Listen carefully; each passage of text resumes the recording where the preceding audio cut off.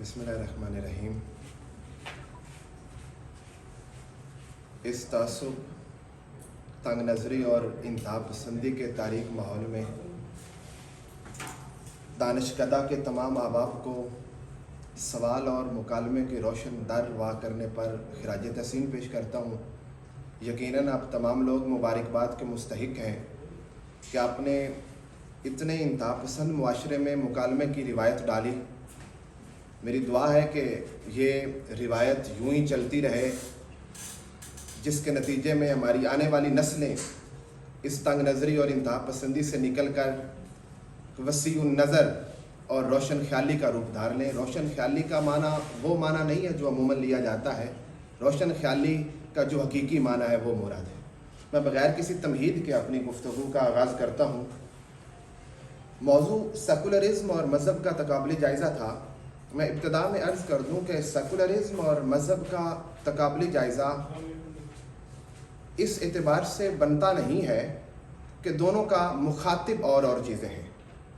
मज़हब का मुखातिब फ़र्द है, यानी फ़र्द का तज़किया नफ्स करना मज़हब का बुनियादी मुतालिबा है, जबकि सेकुलरिज़्म का मुखातिब रियासत है।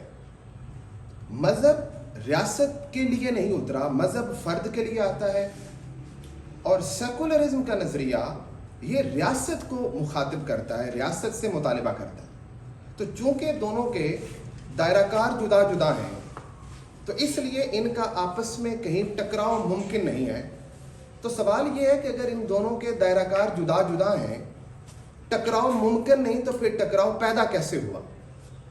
इसके लिए मैं थोड़ी सी आपको सेकुलरिज़्म क्यों डिवेलप हुआ इसकी इब्तिदा बता देता हूँ, इख्तिसार के साथ, इंतहाई इख्तिसार के साथ। पहले मैं सेकुलरिज़्म की डेफिनेशन करता हूँ।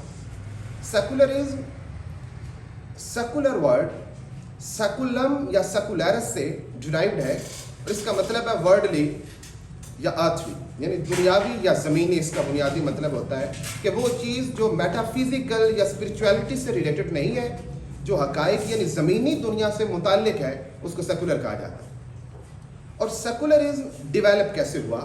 शुरू में एवोल्यूशन ऑफ स्टेट को पढ़ें कि स्टेट कैसे इवाल्व हुई। आपको इल्म है कि पहले लोग हंटर गैदरर हुआ करते थे, बाद में ज़रई इनकलाब के बाद लोगों ने सोसाइटीज़ बनाना शुरू कर दी।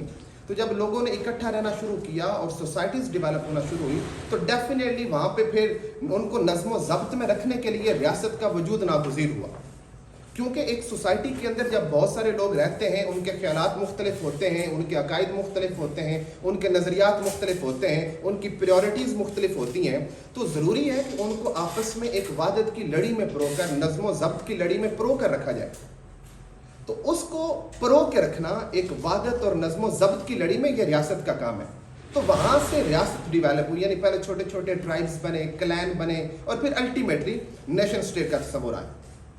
जब रियासत का तस्वुर आ गया, तो डेफिनेटली रियासत के अंदर फिर इदारे वजूद में आने थे, हिफाजत के लिए, काम करने के लिए, नज़्म व नस्क को चलाने के लिए।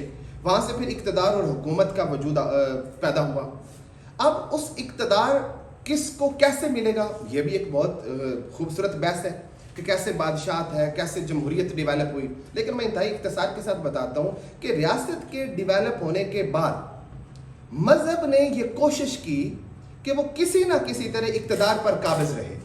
ये एक हिस्ट्री है, इससे कोई भी शख्स इनकार नहीं कर सकता कि इब्तदाई रियासतें जितनी भी थी वो थियोक्रेटिक स्टेट्स थी।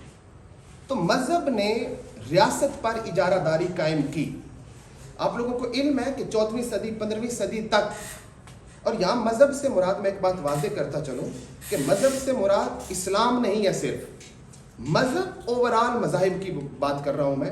इसमें मैं किसी मज़हब को टारगेट नहीं कर रहा, ये मैं वाज़े कर रहा हूँ। तो शुरू में एक्चुअली जो सेकुलरिज़्म का मुतालिबा था, 13वीं 14वीं सदी तक चर्च का रियासतों के ऊपर मुकम्मल इख्तियार था। बादशाह, उस वक्त तक बादशाह तस्लीम ही नहीं किया जाता था जब तक पॉप उसकी आकर ताजपोशी नहीं करता था। यानी चर्च की तस्लीम करने के बिना कोई भी बादशाह तस्वुर नहीं होता था। और हत्ता कि अगर बादशाह को चर्च मुस्तरद कर दे, तो अवाम को हक था कि वो उसके किसी भी हुक्म की तामील ना करे, बगावत करे। यानी चर्च इस हद तक इंडल्ज था रियासती मामलात में कि उसके बगैर बादशाह की नामजदगी मुमकिन नहीं थी। तो ये कैथोलिक्स نے بہت زیادہ کافی عرصے تک اجارہ داری قائم رکھی، اور پھر پروٹیسٹنٹ نے آ کر اس اجارہ داری کے خلاف پروٹیسٹ شروع کر دیے. مارٹن لوتھر نے اس کی قیادت کی، اور اس نے کہا کہ ریاستی معاملات کے اندر یہ تقریباً 100-125 سال تک جنگ چلتی رہی ہے. پھر 1648 میں ٹریٹی آف ویسٹ فیلیا میں جا کر ان کے درمیان معاہدہ ہوا، اور انہوں نے کہا کہ ہم سارے پرامن طریقے سے رہیں گے. پھر اسی طرح اختصار کے ساتھ یہ کنسیپٹ ڈیولپ ہو گیا کہ ریاست کے اندر مذہبی معاملات کی مداخلت نہیں ہونی چاہیے، لیکن ورڈ سیکولرزم کا استعمال نہیں کیا کرتے تھے. سب سے پہلے ورڈ سیکولرزم کا استعمال کرنا شروع کیا جارج جے ہلیوک نے. اس نے کتاب لکھی the origin and nature of secularism 1850 اور 1851 میں. اس نے یہ ورڈ سیکولرزم استعمال کیا اور اس کو باقاعدہ ڈیفائن کیا کہ اس کا مطلب یہ ہے کہ ریاست کے اندر مذہب کی مداخلت نہیں ہونی چاہیے. ریاستی امور کے اندر مذہب کی مداخلت نہیں ہونی چاہیے. لیکن بعد میں یہ ڈیولپ ہوتا مولوی عبدالحق صاحب نے اس کا ترجمہ لادینیت کر دیا. مجھے نہیں سمجھ آ رہی کہ انہوں نے لادینیت کیوں کیا، حالانکہ secularism is not a negation of religion. یہ مذہب کی نفی نہیں ہے کہ سیکولرزم کا یہ کبھی بھی مطلب نہیں ہے کہ دین کو نگیٹ کر دینا کہ بھائی مذہب کا وجود ہی نہیں ہے یا میں نے مذہب کو غلط استعمال کرنا ہے. It is not a freedom from religion, بلکہ secularism is actually a freedom of religion. کہ وہ سیکولرزم اس نظریے کا نام ہے کہ ریاست تمام لوگوں کے لیے برابر ہے، وہ کسی کے مذہب میں مداخلت نہیں کرے گی اور مذہب ریاستی امور میں مداخلت نہیں کرے گا. اب اس کی ایک بڑی عقلی دلیل ہے، میں بتاتا ہوں وہ کیسے. بھئی ریاست، جیسا کہ میں نے ابتدا میں بتایا کہ ریاست کا مطلب ہے کہ مختلف لوگوں کو ایک پلورسٹک سوسائٹی کے اندر لوگوں کو نظم و ضبط کی لڑی میں پرونا ہے. یہاں پہ بہت سارے لوگ رہتے ہیں، مختلف طبقات ہیں، ان کو ایک وحدت اور نظم و ضبط میں رکھنا ہے. اب ریاست جس نے مختلف طبقات کو ایک نظم میں رکھنا ہے، اگر وہ خود ایک طبقہ ہے تو وہ تمام طبقات کو وحدت کی لڑی میں نہیں پرو سکے گی.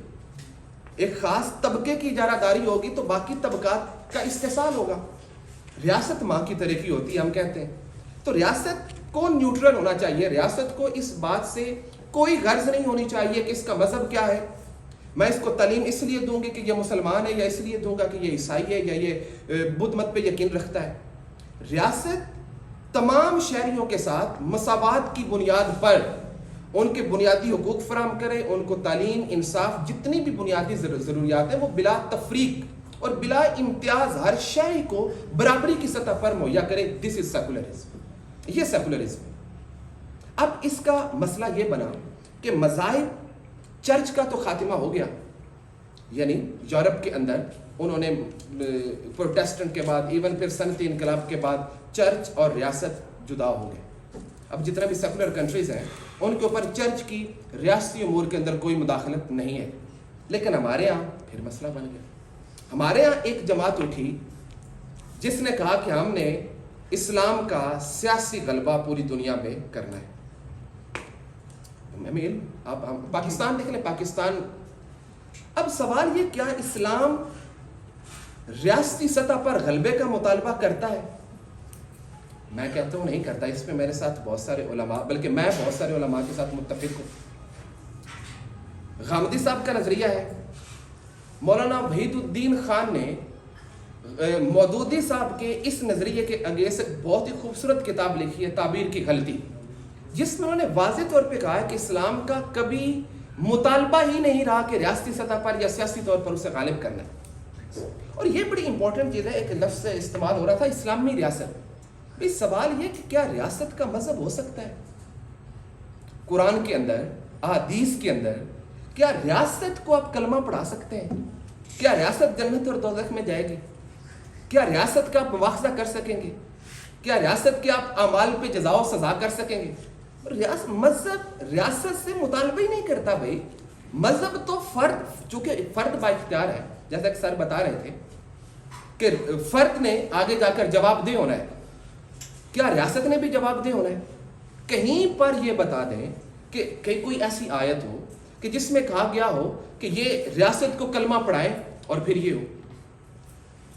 مذہب کا مخاطب ہمیشہ فرد رہا ہے، یہ میرا ماننا ہے. اور اس کے ساتھ یعنی اسلام نے کبھی بھی اس میں وہ کہتے ہیں کہ جو ہم غلبے کی بات کرتے ہیں جو ہمارے یہاں ہوتا ہے وہ سیاسی غلبہ نہیں ہے، وہ نظریاتی غلبہ ہے. اگر آپ اسلام کو پولیٹیسائز کر دیں گے, سیاسی غلبے لیں, تو آپ اسے بڑا نیرو کر رہے ہیں. اگر آپ اسے ایڈیولوجیکلی اس کا غلبہ چاہ رہے ہیں تو وہ بہت وسیع ہے. تو یہاں پہ یہ بات واضح کرنا ضروری ہے کہ اسلام ہو یا کوئی اور مذہب ہو, سیکولرزم کے چھتری کے نیچے آ کر وہ تمام برابر ہو جاتے ہیں. اگر ایک سیکولر ریاست ہے وہ تمام شہریوں کے ساتھ بلا امتیاز بلا تفریق سب کے ساتھ ایک جیسا سلوک کرے گی. لیکن اب جب ریاست کو کلمہ پڑھا دیں گے پھر تفریق شروع ہو جائے گی.